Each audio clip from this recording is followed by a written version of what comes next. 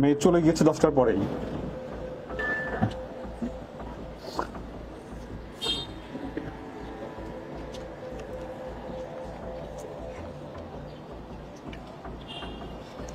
দুঃখিত। তাকে আমরা গতকাল ধৃত করি। জিজ্ঞাসাবাদে তিনি জানান তিনি ভিকটিমের প্রতিবেশী এবং পুরো পরিচিত, এবং এই সুযোগটাই তিনি নেন। তিনি জানতেন কোন সময় স্কুল থেকে মেয়েটি ফিরে আসবে। তিনি রাস্তার পাশেই ছিলেন এবং ফেরত আসার পথে আনুমানিক 11:15টার দিকে তিনি মেয়েটিকে তুলে নির্জন স্থানে নিয়ে যান এবং পাশবিক নির্যাতন করেন।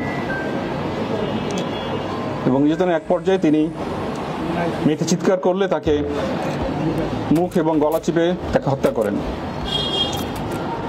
হত্যাকাণ্ডের পরে তিনি বাসায় ফেরত যান এবং যখন তিনি জানতে পারেন ডেড বডি পাওয়া গিয়েছে এবং বিষয়ে মামলা হয়েছে, তিনি কুমিল্লা ত্যাগ করে সন্ধ্যায় চাঁদপুরে চলে যান।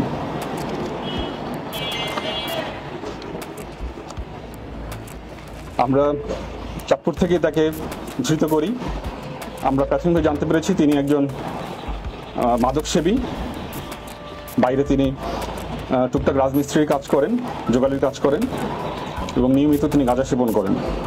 প্রাথমিক জিজ্ঞাসাবাদে তিনি এই ধর্ষণ এবং হত্যাকাণ্ডের ঘটনার সাথে সম্পৃক্ত থাকার বিষয়ে আমাদের স্বীকার করেছেন এবং এই বিষয়ে বিস্তারিত জবানবন্দি দিয়েছেন।